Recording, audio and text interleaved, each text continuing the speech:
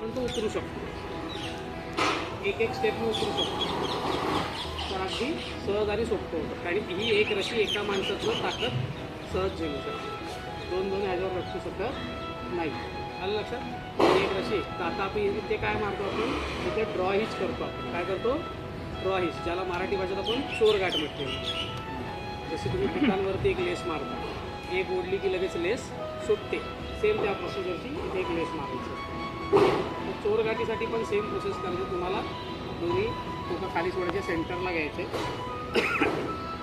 जी grill असते खिडकीची किंवा गॅलरीची, जी पाईपाची grill असते ना, अर्धवट कमरे एवढी बनवलेली असते, त्या ग्रिलमध्ये तुम्हाला ही रशीची गाठ मारायची. ठीक आहे? या पद्धतीने ग्रिलवर टाका. आता समजा हा हात ग्रिल आहे, मी काय केलं, ग्रिलवरती या पद्धतीने रशी टाकून लूप कुठं तयार झाला आहे? माझ्या दिशेला, आणि बाहेरच्या दिशेला रशी गेली. म्हणजे हे दोन टोकं कुठं जाणार आहे? खाली. कसं झालं? ही लूप येणार माझ्या दिशेला. पहिलं काम काय करायचं आहे, खांद्या साईडला एक रशी गेली आहे, टोकांच्या साईडला एक रशी. ठीक आहे? आता पहिलं काम काय करायचं, या लूपमधनं जी खांद्या साईडची रशी ही पकडायची, या लूपमधनं थोडी बाहेर काढायची आणि अंगठ्यामध्ये अडकवायची. आता हे हातात आहे म्हणून इझी वाटतं, म्हणजे जेव्हा ओरिजिनल आपण ह्याला बांधायला होतो थोडंसं कन्फ्युजन होतं. तेही मी दाखवेन तुम्हाला, जेव्हा आपण प्रॅक्टिस करू तेव्हा समजेल. हे टाकल्यानंतर काय करायचं, जी मागची रशी आहे तिला ओढून घ्यायची.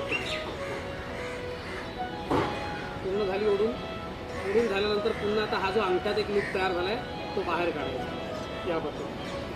आता या लूपमधनं जी मोठीवाली रशी आहे ना मागे, ती रशी पकडायची आणि या लूपमधनं थोडी बाहेर काढायची आणि अंगठ्यामध्ये अडकायची. क्लिअर? आणि मग छोटीवाली रशीला बांधून घ्यायची. झाली तुमची गाठ तयार. ही चोरगाठ रेडी झालेली आहे ड्रॉ. आता इथे दोन रशा आहेत, दोन्ही रशा मी खाली सोडल्या. आता मला लटकून एका रशीला खाली यायचं, बरोबर ना? जर मी चुकीची रशी पकडली तर काय होणार? रशी सकट डायरेक्ट खाली, आणि मग कुठे जाल तर तुम्हालाही माहिती नाही, मलाही माहिती. मग आता असं कन्फ्युजन होऊ नये यासाठी काय करते, दोन्ही रशी खाली सोडायच्या आधी रशीला ओढून बघायचं कुठली गाठ सुटत नाही.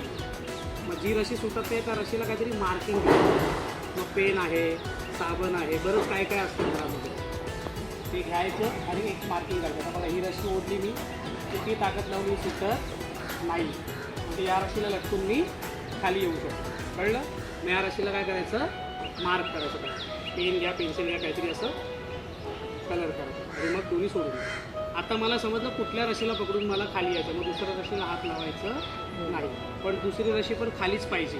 म्हणजे तुम्ही मला आता हिला धरले तर सुटेल ना, म्हणून हिला ओढून तुम्ही वरती टाकली तर खाली तरी यार तुम्ही, पण तुमची रशी तुम्हाला परत मिळेल का? नाही मिळणार. मग परत मिळण्यासाठी आपण ही गाठ मारली, म्हणून या दोन्ही रशीला खाली सोडतो.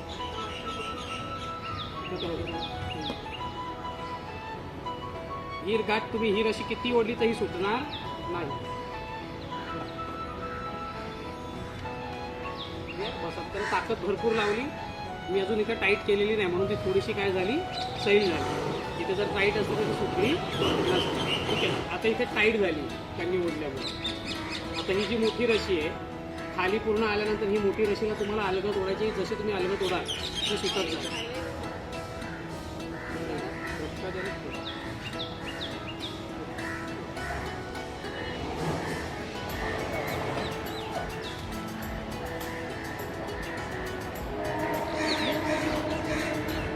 इथे मी वर काढलेला हा आता सुटला, पूर्ण रशी काय झाली, रिटर्न.